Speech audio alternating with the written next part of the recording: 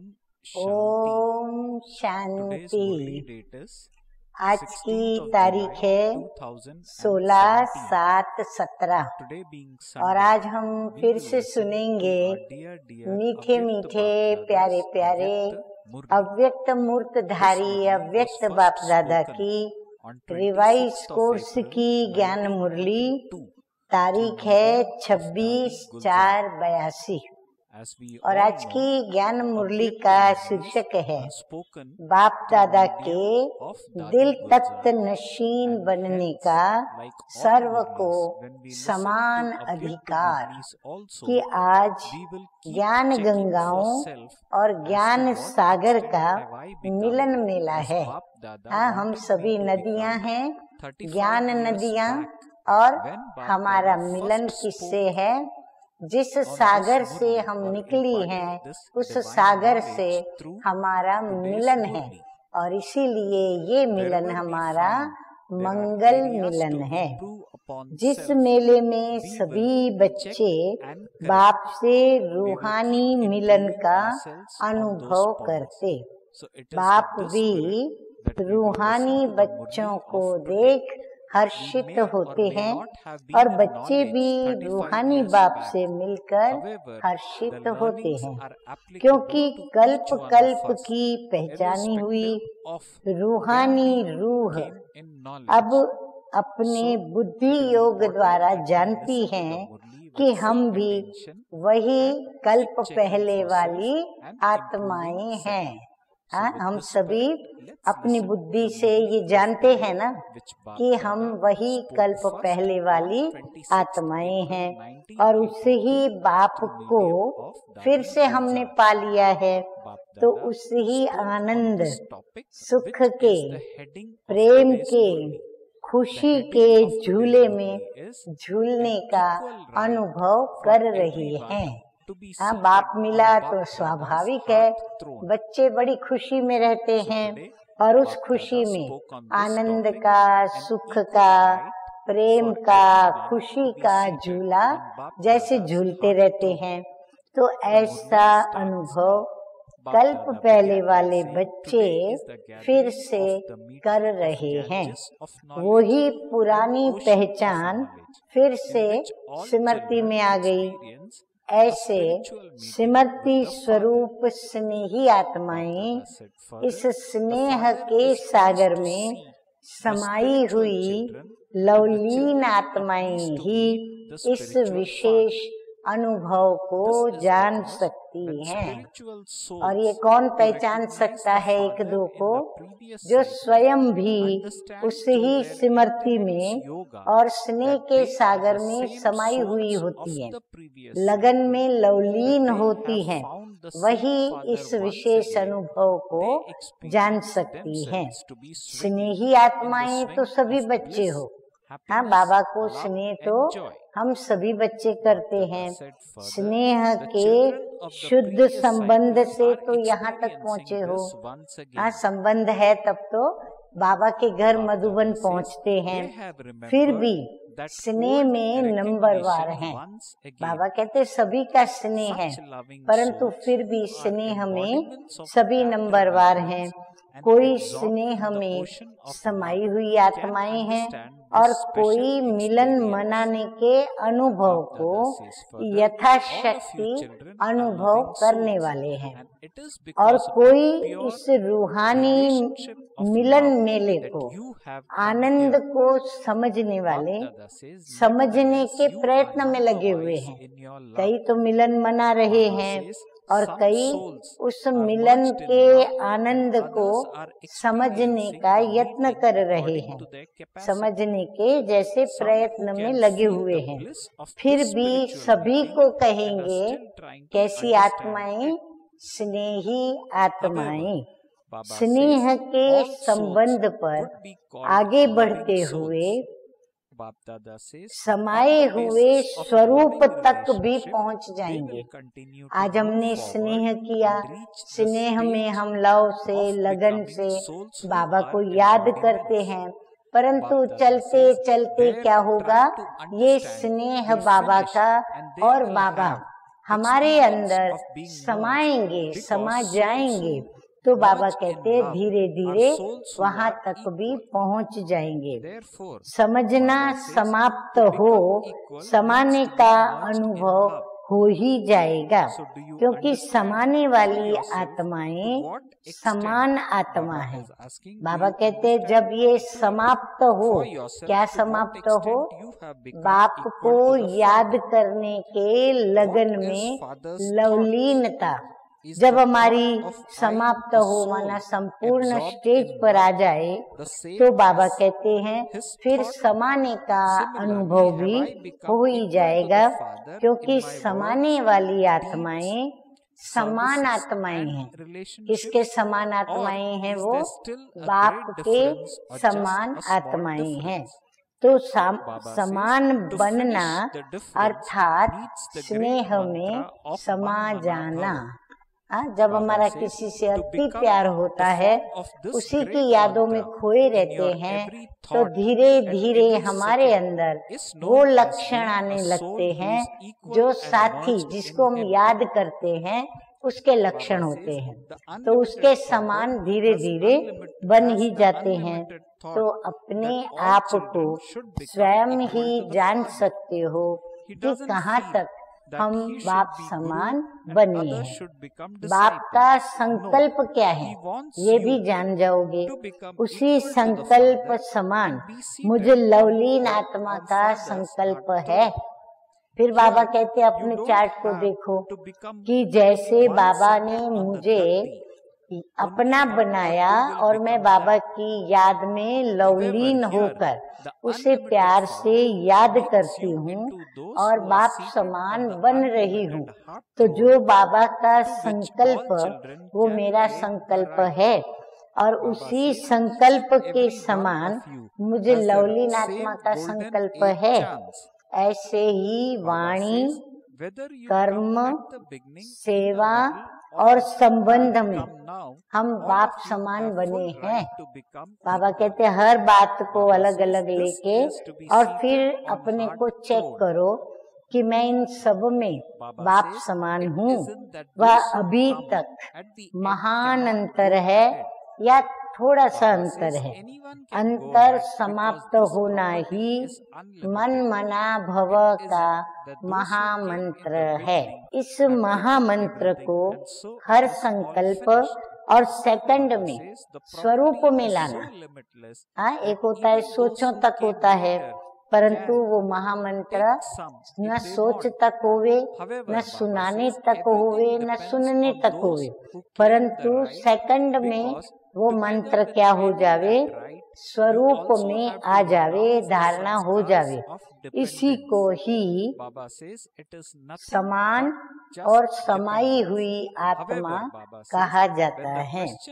बेहद का बाप बेहद का संकल्प रखने वाला है। हम तो हद में हैं, तो हमारे संकल्पों में और बाबा के संकल्पों में रात दिन का फर्क है। तो बेहद का बाप बेहद का संकल्प रखने वाला है कि सर्व बच्चे बाप समान बने।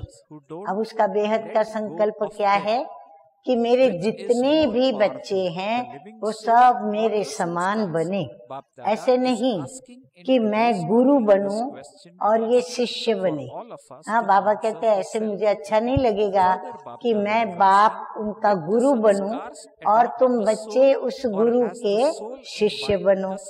नहीं, बाप समान बन, बाप के दिल तख्त नशीन बने। यहाँ कोई गद्दी नशीन नहीं बनना है। ये तो एक दो के बनेंगे, लेकिन बेहद का बाप बेहद के दिल तख्त नशीन बनाते हैं। आपस में हम एक दो के बनेंगे, लेकिन दिल तख्त नशीन बाप क्या करता है, हमको दिल तख्त पर बिठाकर अधिकार देता है। जो सर्व बच्चे अधिकारी बन सकते हैं, परंतु क्या करना पड़े, बाबा को अपना बनाना पड़े, बाबा हमें अपना बनाए, फिर हम दिल से बाबा की याद में लवलीन रहें, तभी हम बाप दादा के दिल तख्त नशीन बन सकते हैं। तो सभी को एक ही जैसा गोल्डन चांस है। बाबा कहते हैं ऐसे नहीं मैं सीनियर को चांस देता हूँ और जूनियर को नहीं देता हूँ, नहीं, नए पुराने सभी बच्चों को यही एक गोल्डन चांस है। चाहे आदि में आने वाले हैं, चाहे मध्य में आने वाले हैं, सभी को पूरा अधिकार है समान बनने का, अर्थात दिल तख्त नशीन बनने का।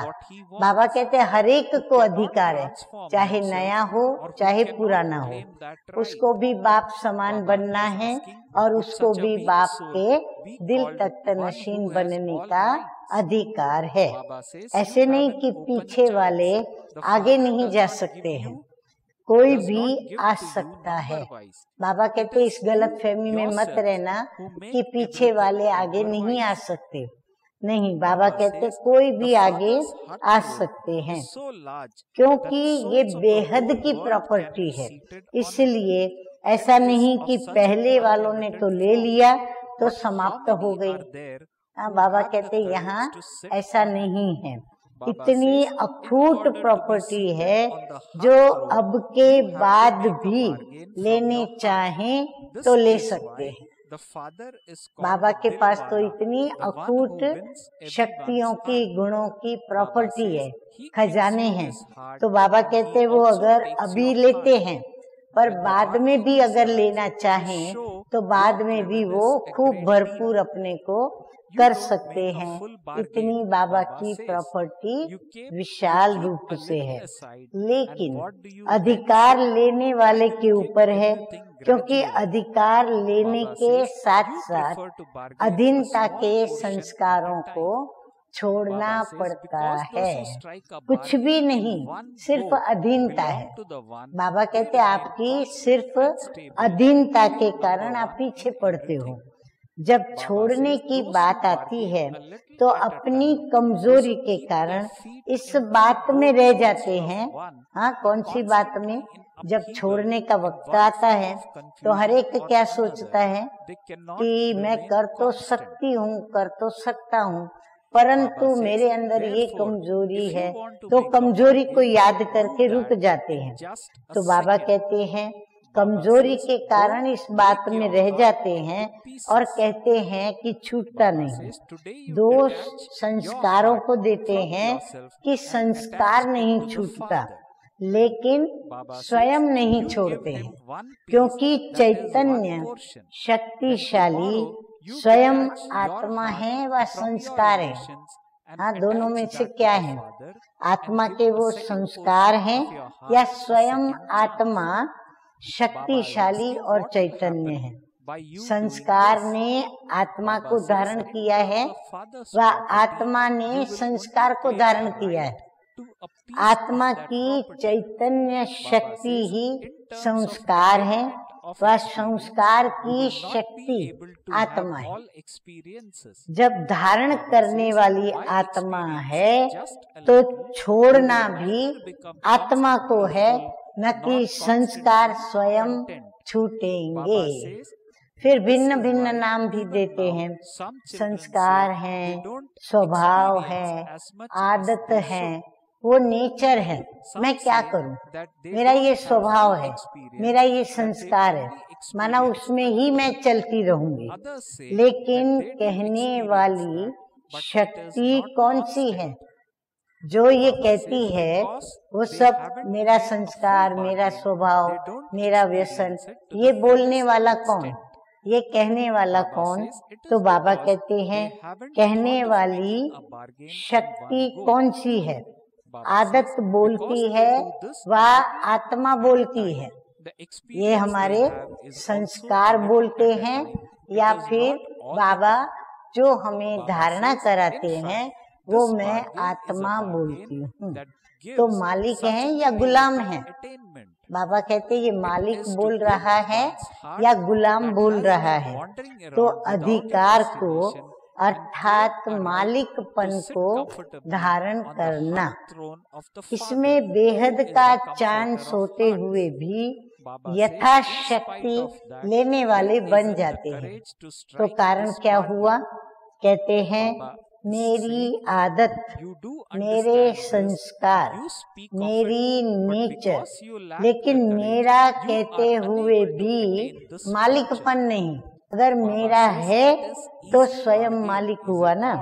ऐसा मालिक जो चाहे वो कर न सके। बाबा कहते हैं मालिक कौन होता है? जो स्वयं गुलाम नहीं परंतु गुलाम को चलाता है।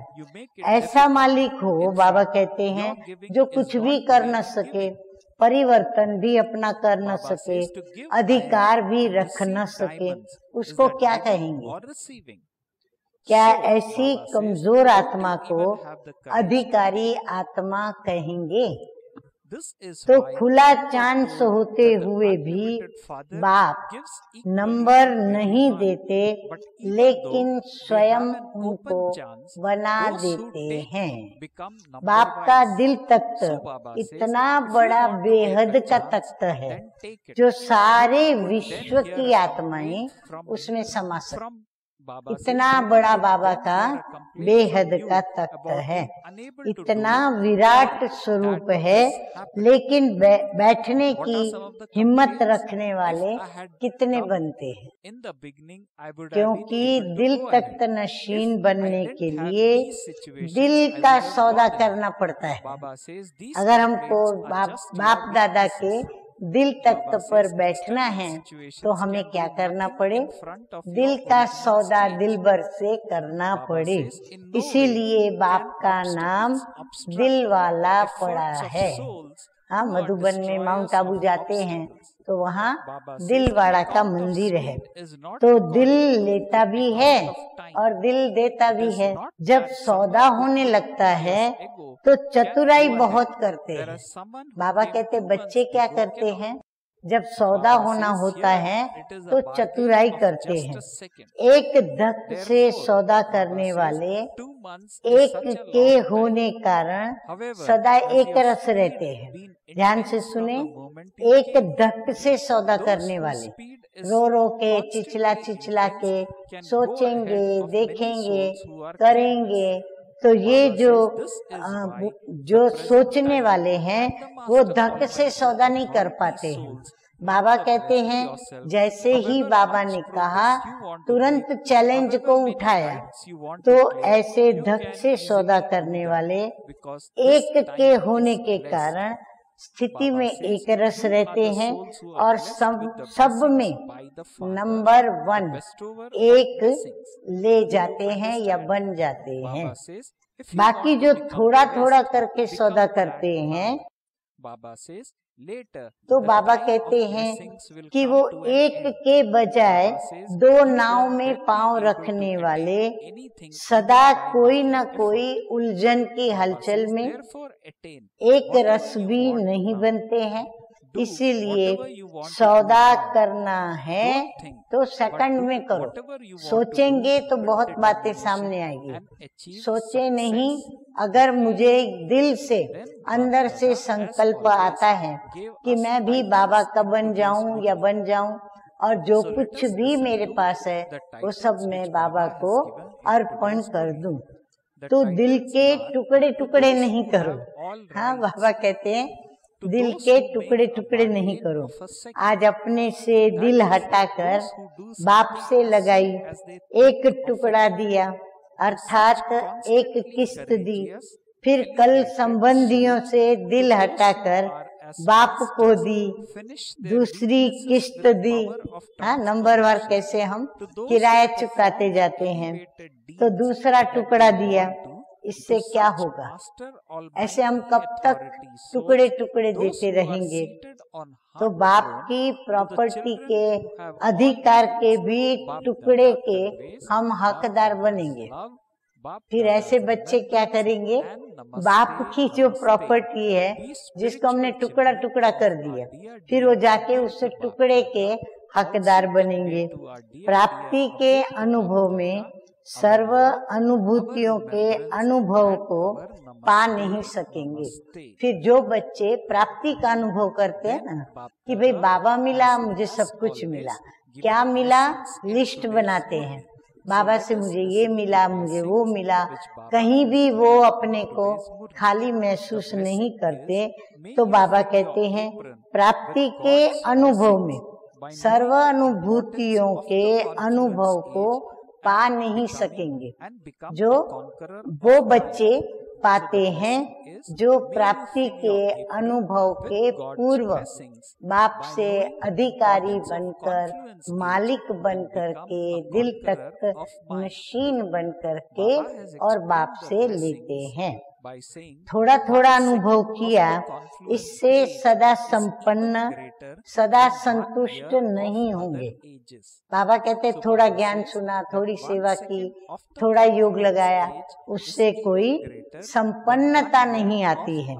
तो ये थोड़े जैसे अनुभव हैं चलते चलते। इसीलिए कई बच्चे अब तक भी ऐसे ही वर्णन करते हैं, जितना जैसा होना चाहिए वो इतना नहीं है। बाबा कहते वास्तव में जो बच्चा जितना इन बातों में होशियार होना चाहिए वो इतना है नहीं।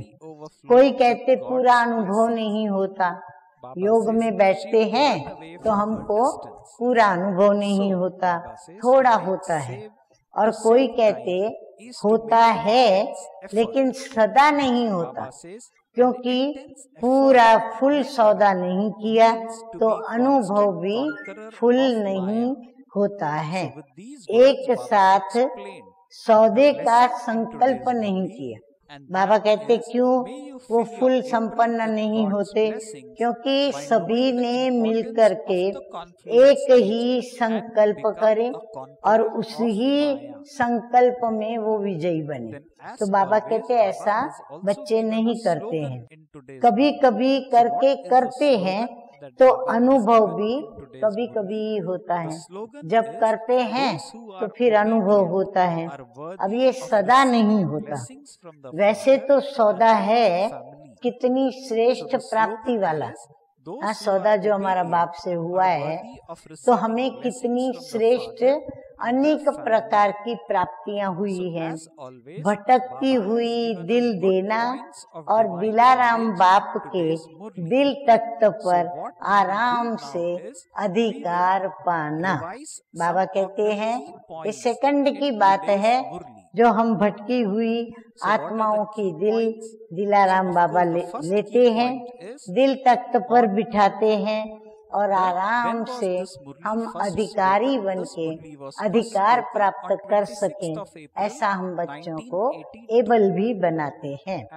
फिर भी सौदा करने की हिम्मत नहीं। इतना सब कुछ विशेषताएं होते हुए भी सौदा करने की हिम्मत नहीं। जानते भी हैं, कहते भी हैं, फिर भी हिम्मतहीन भाग्य को पा नहीं सकते। है तो सस्ता सौदा, परंतु उनको मुश्किल लगता है। बाबा कहते ये सौदा है सस्ता कि मेरे बनो और दिल तख्त नशीन बनो और अधिकारी बनो और वर्षा ले लो, परंतु हिम्मतहीन होने के कारण उनको मुश्किल लगता है। कहने में सब कहते हैं सस्ता है। हाँ, सौदा सस्ता है। बाबा अगर पूछे कि ये सौदा सस्ता है या महंगा है तो हम बच्चे क्या कहेंगे? सस्ता है। स्वाभाविक है, कचरा देते हैं, रिटर्न में 21 जन्मों का सब कुछ नया पाते हैं। जब करने लगते हैं तो मुश्किल बना देते हैं। है नहीं मुश्किल, परंतु बाबा कहते हैं हिम्मत ना होने के कारण कमजोरी उनके ऊपर हावी होती है तो उसको मुश्किल बना देते हैं। वास्तव में तो देना नहीं है, लोहा दे करके हीरे लेना। बाबा कहते देते क्या हो? हाँ, लोहा देते हो, कचरा देते हो, पत्थर देते हो, परंतु बदली में लेते क्या हो? हीरा लेना। तो ये देना हुआ व लेना हुआ। तो लेने की भी हिम्मत नहीं है क्या? बाबा कहते अच्छा दो मत, पर लो तो सही। लेने की हिम्मत तो रखो जब बाबा सामने से दे रहे हैं। लेते जाओ लेते जाओ, अपने आप वो छूट जाएगा।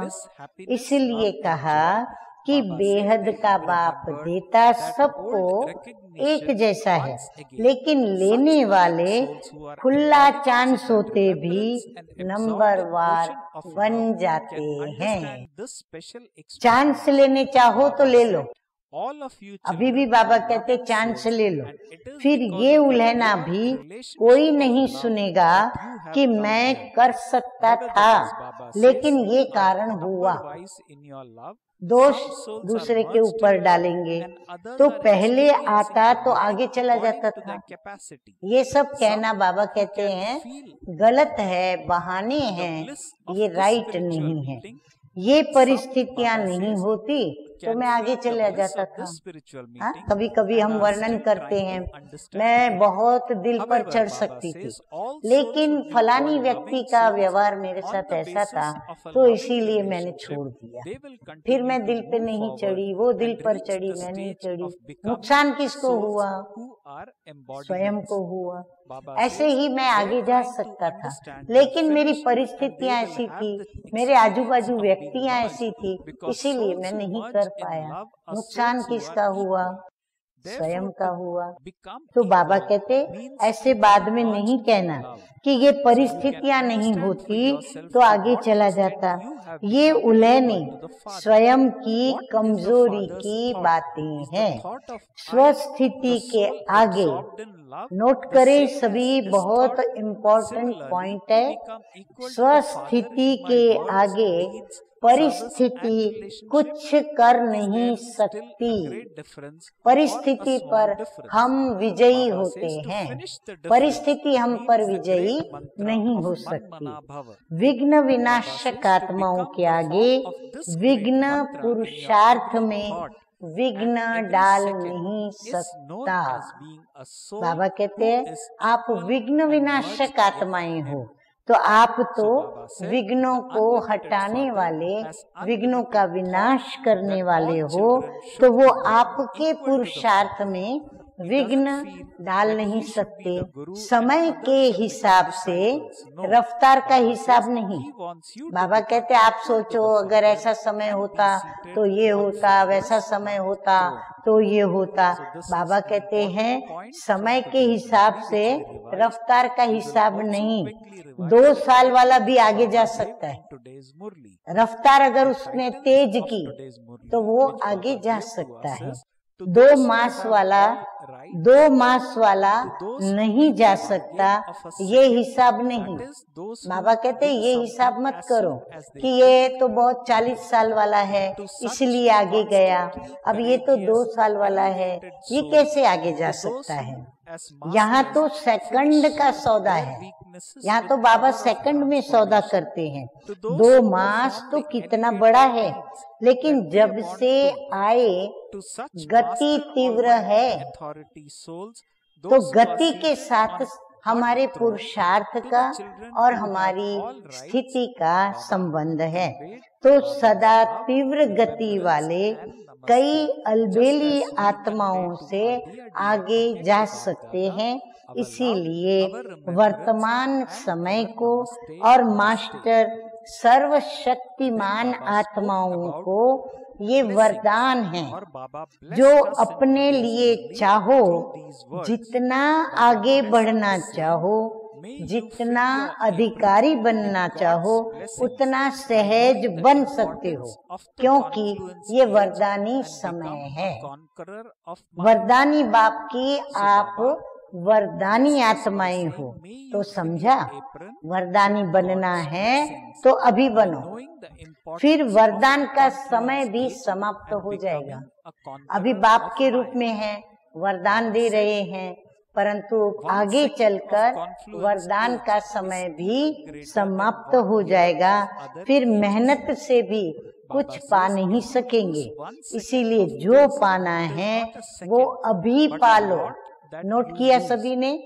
समय वो आएगा जब वरदान भी हमारे पर हमको वरदान भी नहीं मिलेंगे और मेहनत करनी पड़ेगी, परंतु मेहनत करने के बावजूद भी हम उसमें सफलता उतनी नहीं पा सकेंगे जितनी हम पाना चाहते हैं। इसीलिए बाबा कहते हैं कि वरदानी बनना है तो अभी बनो, वरदान का समय भी समाप्त हो जाएगा, फिर मेहनत से भी कुछ पा नहीं सकेंगे।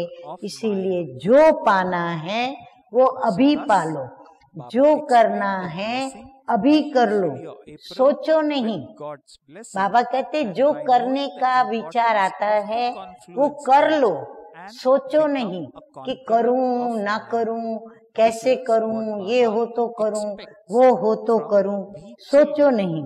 जो करना है वो दृढ़ संकल्प से कर लो और सफलता को पालो। अच्छा, ऐसे सर्व अधिकारी, सेकंड में सौदा करने वाले, अर्थात जो सोचा वो तुरंत किया, ऐसे सदा हिम्मतवान श्रेष्ठ आत्माएं, सदा मालिक बन परिवर्तन की शक्ति के द्वारा कमजोरियों को मिटाने वाले, जो श्रेष्ठ कर्म करने चाहे वो करने वाले, ऐसे मास्टर सर्वशक्तिमान दिल तख्त नशीन अधिकारी बच्चों को बाप दादा का याद प्यार और नमस्ते।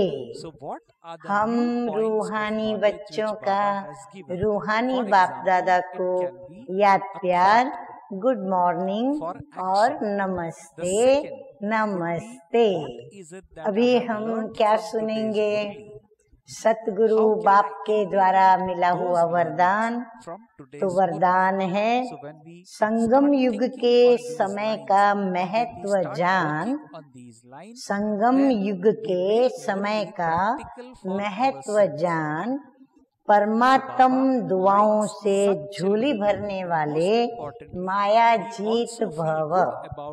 तो मीठे मीठे बाबा कहते हैं कि संगम युग का एक सेकंड एक वर्ष से भी ज्यादा है।